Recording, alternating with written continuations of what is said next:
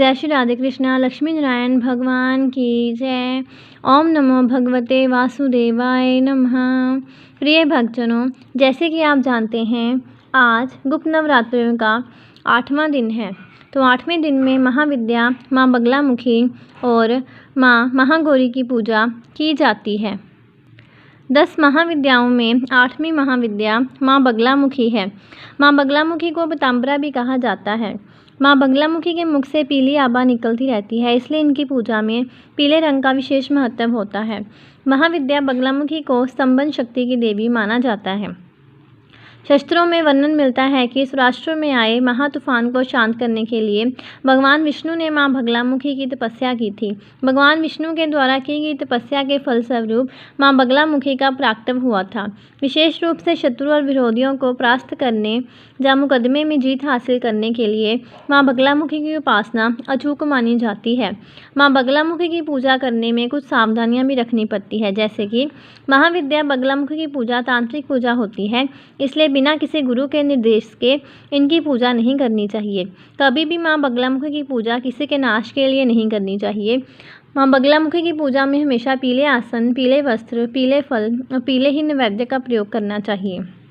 और मां बगलामुखी के मंत्र का जाप करने के लिए हमेशा हल्दी की माला का प्रयोग करना चाहिए और मां की पूजा हमेशा सायंकाल या मध्य रात्रि में करनी चाहिए। अगर आप अपने शत्रु और विरोधियों को शांत करना चाहते हैं तो मां बगलामुखी के जन्मोत्सव और गुप्त नवरात्रों में इनकी पूजा करनी चाहिए। महाविद्या बगलामुखी की साधना करने के लिए स्नान करने के बाद शुद्ध पीले वस्त्र धारण करें। अब अपने घर में किसी एकांत या पूजा कक्ष में पूर्व दिशा की ओर मुँह करके बैठ जाएं। बैठने के लिए हमेशा पीले रंग के ऊनी आसन का ही प्रयोग करें। अपने सामने लकड़ी की एक चौकी रखें, उसके ऊपर गंगा जल छिड़ककर उसे शुद्ध कर लें। अब चौकी पर पीले रंग का वस्त्र बिछाकर उस पर एक प्लेट रखें। प्लेट में हल्दी से षटकोण बनाएं और इस षटकोण में पीली सरसों रखकर उसके ऊपर सिद्ध प्राण प्रतिष्ठा युक्त बगलामुखी यंत्र की स्थापना करें। इसके बाद बगलामुखी यंत्र के समक्ष गाय के घी का दीपक जलाएं और बगलामुखी यंत्र का पूजन करें। पूजा करने के बाद बगलामुखी कवच का पाठ जरूर करें। ध्यान रखें, बगलामुखी माँ की पूजा में कोई भी भूल चूक या गलती नहीं होनी चाहिए, इसलिए आप अपने गुरु के बताए हुए मार्ग के अनुसार ही माँ बगलामुखी की पूजा करें। माँ बगलामुखी की साधना 11 दिन तक की जाती है और इनकी साधना करते समय साधक को पूरी श्रद्धा और आस्था के साथ सभी नियमों का पालन करते हुए माँ बगलामुखी की पूजा करनी चाहिए। माँ बगलामुखी का आप हवन कर सकते हैं। माँ बगलामुखी के हवन में पीली सरसों, हल्दी, पीले पुष्प, शुद्ध गाय का घी मिलाकर हवन कुंड में आहुति आप दे सकते हैं। पूजा और हवन में बची हुई सामग्री को आप किसी नदी में या जल में प्रवाहित कर सकते हैं। माँ बगलामुखी की पूजा और ध्यान करने से आपके ऊपर माँ बगलामुखी की कृपा हमेशा बनी रहेगी और आपकी सभी समस्या दूर होंगी। धन प्राप्ति के नए नए अवसर मिलते रहेंगे और इनकी साधना करने से साधक के शत्रु भी समाप्त हो जाते हैं। आइए सुनते हैं माँ बगलामुखी की पवित्र कथा। कथा के अनुसार एक बार सतयुग में महाविनाश उत्पन्न करने वाला ब्रह्मांडीय तूफान उत्पन्न हुआ, जिससे संपूर्ण विश्व नष्ट होने लगा और इससे चारों ओर हाहाकार मच गया। सभी लोग संकट में पड़ गए और संसार की रक्षा करना असंभव हो गया। ये तूफान सब कुछ नष्ट भ्रष्ट करता हुआ आगे बढ़ता जा रहा था, जिसे देखकर भगवान श्री विष्णु चिंतित हो गए। इस समस्या का कोई हल ना पाकर वह भगवान शिव का स्मरण करने लगे। तब भगवान शिव ने कहा कि शक्ति के अतिरिक्त अन्य कोई भी इस विनाश को नहीं रोक सकता, इसलिए आप उनकी शरण में जाइए। तब भगवान विष्णु ने हृदरा सरोवर के निकट पहुंचकर कठोर तप किया। भगवान विष्णु के तप से देवी प्रकट हुई। उनकी साधना से महात्रिपुर सुंदरी प्रसन्न हुई। सौराष्ट्र क्षेत्र की हृदरा झील में जल क्रीड़ा करती महापीताम्बरा स्वरूप देवी के हृदय से दिव्य तेज उत्पन्न हुआ और इस तेज से ब्रह्मांडी तूफान थम गया। उस समय रात्रि को देवी बगलामुखी के रूप में प्रकट हुई तीनों लोकों को स्तंभित करने वाली महाविद्या भगवती बगलामुखी ने प्रसन्न होकर श्री विष्णु जी को इच्छित वर दिया और तब सृष्टि का विनाश रुक पाया। देवी बगलामुखी को वीररती भी कहा जाता है, क्योंकि देवी स्वयं ब्रह्मांड रूपिणी है। इनके शिव को महारुद्र कहा जाता है, इसलिए देवी सिद्ध विद्या है। तांत्रिक इन्हें स्तंभन की देवी मानते हैं। गृहस्थों के लिए देवी समस्त प्रकार के संशयों का शमन करने वाली है। बगलामुखी शब्द बगलामुखी का बिगड़ा हुआ रूप है, क्योंकि वगा का अर्थ लगाम होता है।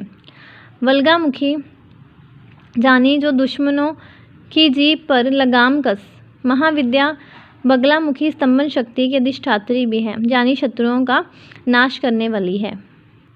शत्रुओं पर विजय पाने के लिए भी माँ बगलामुखी की पूजा की जाती है। अब सुनते हैं माँ महागौरी माँ की कथा। महागौरी की कथा माता के नाम से ही प्रकट होती है कि माँ का रूप पूरी तरह से गौरवर्ण है। उनकी उपमा शंख, चंद्र और कुंद के पुष्प से की गई है। अष्टाववेत गौरी जानी, उनकी आयु 8 साल की मानी गई है।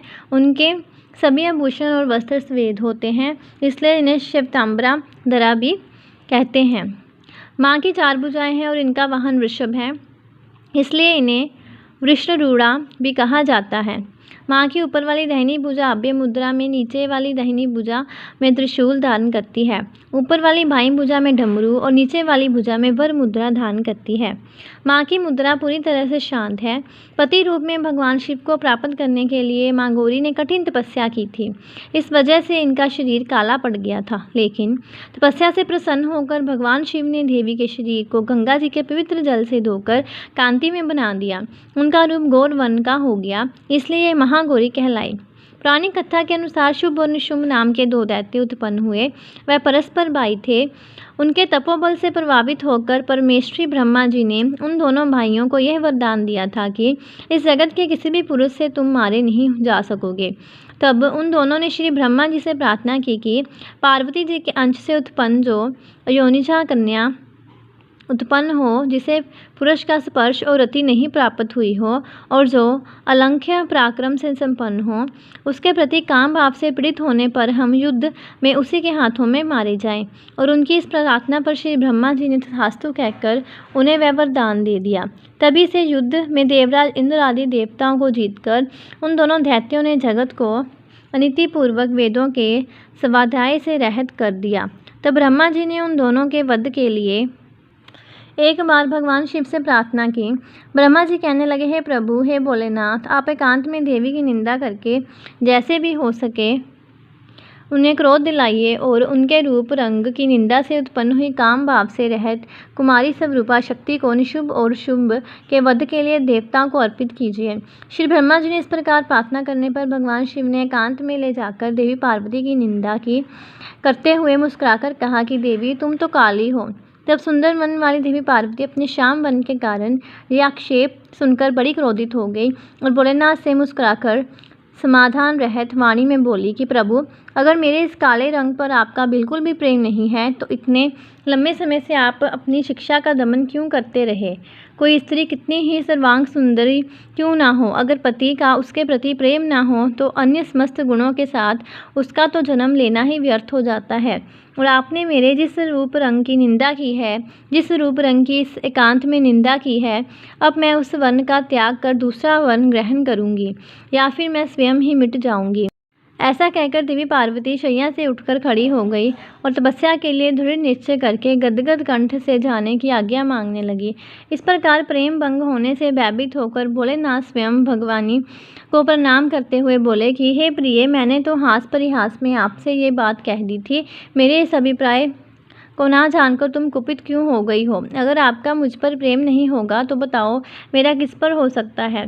तुम इस जगत की माता हो और मैं पिता हूँ, मैं अधिपति भी हूँ, फिर तुम पर मेरा प्रेम ना होना भला कैसे संभव हो सकता है? हम दोनों का वह प्रेम भी क्या कामदेव की प्रेरणा से हुआ है? बिल्कुल नहीं, क्योंकि कामदेव की उत्पत्ति से पहले ही जगत की उत्पत्ति हुई है और कामदेव की सृष्टि तो मैंने साधारण लोगों की रति करने के लिए की है। कामदेव मुझे साधारण देवता के समान मानकर मेरा कुछ तिरस्कार करने लगा था, इसलिए मैंने उसे भस्म कर दिया और हम दोनों का ये लीला व्यवहार भी जगत की रक्षा करने के लिए ही है। अतः उसी के लिए आज मैंने तुम्हारे प्रति हे परिहासपूर्वक बातें कह दी और मेरे इस कथन की सत्यता की मैंने तुम्हें काली कलूटी कहा। क्यों कहा? जल्दी ही तुम्हें पता चल जाएगी। तब देवी कहने लगी, हे भगवान, पति के प्यार से वंचित होने पर जो नारी अपने प्राणों का भी परित्याग नहीं कर देती वह कुलांगना और शुभ लक्षणा होने पर भी सत्पुरुषों द्वारा निंदित ही समझी जाती है। मेरा शरीर गौरव वर्ण का नहीं, इस बात को लेकर आपका बड़ा दुख होता है। नहीं तो क्रीड़ा में या परिहास में भी आप मुझे इस प्रकार काली कलूटी क्यों कहते? मेरा कालापन आपको प्रिय नहीं है और इसलिए अब यह सत्पुरुषों द्वारा भी निंदित है। अब तपस्या द्वारा इसका त्याग किए बिना मैं यहाँ रह नहीं सकती। देवी को क्रोधित होकर देखकर भगवान शिव बोले, देवी अगर अपनी शांता को लेकर तुम्हें इस प्रकार दुख हो रहा है तो इसके लिए तुम्हें तपस्या करने की भला क्या आवश्यकता है। तुम मेरी या अपनी इच्छा मात्र से दूसरे वन की हो जाओ। देवी कहने लगी, प्रभु मैं आपसे अपने रंग का परिवर्तन नहीं चाहती और खुद भी इसे बदलने का संकल्प नहीं ले सकती। अब तो तपस्या द्वारा श्री ब्रह्मा जी की आराधना करके ही मैं शीघ्र गौरी हो जाऊंगी। अब भगवान शिव देवी को समझाते हुए कहने लगे, महादेवी पूर्व काल में मेरी ही कृपा से तो ब्रह्मा जी को भी ब्रह्म पद की प्राप्ति हुई थी, इसलिए तपस्या द्वारा तुम उन्हें बुलाकर फिर क्या करोगी। तो देवी कहने लगी, भोलेनाथ इसमें संदेह नहीं कि ब्रह्मादि समस्त देवताओं को आपसे ही उत्तम पदों की प्राप्ति हुई है, फिर भी आपकी आज्ञा पाकर अब मैं तपस्या द्वारा ब्रह्मा जी की आराधना करके ही अपनी मनवांछित इच्छा पूर्ण करना चाहती हूँ। देवी के ऐसा कहने पर भगवान शिव मुस्कुराते हुए से मौन हो गए। देवताओं का कार्य सिद्ध करने की इच्छा से ही उन्होंने देवी को रोकने के लिए बिल्कुल हट भी नहीं किया। फिर प्रतिव्रता देवी पार्वती पति भगवान शिव की परिक्रमा करके उनके वियोग से होने वाले दुख को किसी तरह रोककर हिमालय पर्वत पर चली गई। उन्होंने पहले सखियों के साथ जिस स्थान पर कठिन तपस्या की थी उस स्थान से उनका विशेष प्रेम हो गया था, इसलिए इस बार भी उन्होंने उसी स्थान को तपस्या के लिए चुना। अब देवी कठिन तपस्या में लीन रहने लगी। इस तरह तपस्या करते करते जब वह समय बीत गया तब एक दिन बहुत बड़ा व्याघ्र वहाँ उनके आसपास देखा गया। आया तो वह देवी को खाने के लिए था, लेकिन देवी पार्वती के नज़दीक आते उस दुरात्मा का शरीर स्थिर हो गया। वह जड़ हो गया, एक जगह पर खड़ा रह गया, हिलडुल भी नहीं सकता। देवी पार्वती ने भी देखा कि एक भूखा व्याघ्र उन्हें खाने की इच्छा से उनके सामने खड़ा हुआ, लेकिन ये सब देखकर भी देवी बिल्कुल विचलित नहीं हुई, बल्कि वह पहले की तरह ही तपस्या में लीन रह गई। उधर इस व्याघ्र के सारे अंग अकड़ गए और भूख से वह अत्यंत पीड़ित हो रहा था। यह सोचकर कि ये मेरा भोजन है, वह लगातार देवी की तरफ ही देख रहा था। देवी के सामने खड़ा खड़ा वह व्याघ्र उनकी उपासना से करने लगा। इधर देवी के मन में सदा यही भाव आता कि यह व्याघ्र तो मेरा उपासक है और हो ना हो यहाँ के दुष्ट वन जंतुओं से रक्षा करने के लिए यहाँ पर आया है। ये सोचकर वह उस पर कृपा करने लगी। उन्हीं की कृपा से उस व्याघ्र के तीनों प्रकार के मल तत्काल नष्ट हो गए। फिर तो उस व्याघ्र को सहसा देवी के स्वरूप का बोध हुआ। उसकी भूख मिट गई और उसके अंगों की जड़ता भी दूर हो गई। साथ ही उसकी जन्म से तो दुष्टता भी नष्ट हो गई और उसे निरंतर तृप्ति बनी रहने लगी। और अब देवी के आसपास आने वाले दुष्ट वन जंतुओं को खदेड़ता हुआ उस तपोवन में विचरने लगा। इधर तपस्या में लीन देवी की तपस्या बड़ी और तीव्र से तीव्रता होती गई। उनकी इस कठिन तपस्या से प्रसन्न होकर श्री ब्रह्मा जी वहाँ पधारे। देवी ने उनके योग्य अर्घ्य देकर उनका स्वागत सत्कार किया। बदले में उनका भी सत्कार और अभिनंदन करके ब्रह्मा जी अनजान की तरह देवी की तपस्या करने का कारण पूछने लगे, बल्कि स्वयं श्री ब्रह्मा जी ने ही तो भोलेनाथ को ऐसा करने के लिए कहा था। जब अनजान की तरह श्री ब्रह्मा जी पूछने लगे तो देवी कहने लगी, हे ब्रह्मा जी, मेरे शरीर में जो कालापन है इसे सात्विक विधि से त्याग कर मैं गौर बनना चाहती हूँ। तब ब्रह्मा जी बोले, देवी बस इतने ही प्रयोजन के लिए आपने इतनी कठिन तपस्या की, ऐसा क्यों किया? क्या इसके लिए आपकी इच्छा मात्र ही पर्याप्त नहीं थी या फिर आपकी ये कोई और लीला है? अगर आपकी यह भी कोई लीला है तो आप इसके द्वारा मेरे एक अभीष्ट फल की भी सिद्धि कर दीजिए। देवी निशुंभ और शुंभ नामक दो दैत्य हैं, उन्हें मैंने वरदान दे रखा है। इससे उनका घमंड बहुत बढ़ गया है और वे देवताओं को सता रहे हैं। उन दोनों को आपके ही हाथ से मारे जाने का वरदान प्राप्त हुआ है, इसलिए अब देर करने से कोई लाभ नहीं। अब आप क्षण भर के लिए सुस्थिर हो जाइए। आपके द्वारा जो शक्ति रची या छड़ी जाएगी वही उन दोनों के लिए मृत्यु हो जाएगी। ब्रह्मा जी की इस प्रकार प्रार्थना करने पर गिरिराज कुमारी देवी पार्वती सहसा अपनी काली त्वचा के आवरण को उतारकर गौरव वर्ण हो गई। काली त्वचा में आवरण रूप से त्यागी गई जो उनकी शक्ति थी उसका नाम कौशिकी हुआ और वह काले मेघ के समान कांत वाली कृष्ण वर्णा कन्या हो गई। देवी की वह माई शक्ति ही योग निद्रा और वैष्णवी कहलाती है। उनकी 8 बड़ी बड़ी भुजाएं थी जिसमें उन्होंने शंख चक्र और त्रिशूल आदि आयुध धारण किए थे। फिर देवी ने अपनी सनातन शक्ति को श्री ब्रह्मा जी के हाथ में दे दिया और वही देवी शुंभ और निशुंभ का वध करने वाली हुई। तब ब्रह्मा जी ने देवी को सवारी के लिए एक प्रबल सिंह प्रदान किया जो उनके साथ ही आया था। उस देवी के रहने के लिए श्री ब्रह्मा जी ने विंध्यगिरि पर वास स्थान दिया। वहाँ नाना प्रकार के उपचारों से उनकी पूजा की। फिर देवी ने श्री ब्रह्मा जी से उस व्याघ्र के लिए भी प्रार्थना की और कहा कि हे ब्रह्मा जी, ये व्याघ्र अब मेरी शरण में है, इसलिए अब मैं इसका त्याग नहीं कर सकती, इसलिए अब इस व्याघ्र को भी मेरे साथ रहने की ही आज्ञा प्रदान करें। पर देवी गौन वन धारण करके अपने पति के पास अर्थात कैलाश पर्वत की ओर वापस चल दी। भोलेनाथ के पास पहुंचकर देवी ने उनसे कहा कि देव, ये व्याघ्र मैं आपके लिए भेंट लाई हूँ, आप इससे देखिए, इसके समान मेरा उपासक दूसरा कोई नहीं, और इसने दुष्ट जंतुओं के समूह से तपोवन में मेरी रक्षा की थी। ये तो मेरा अनन्य भक्त है, और ज़रा देखिए तो मेरी प्रसन्नता के लिए ये अपना देश छोड़कर भी यहाँ आ गया।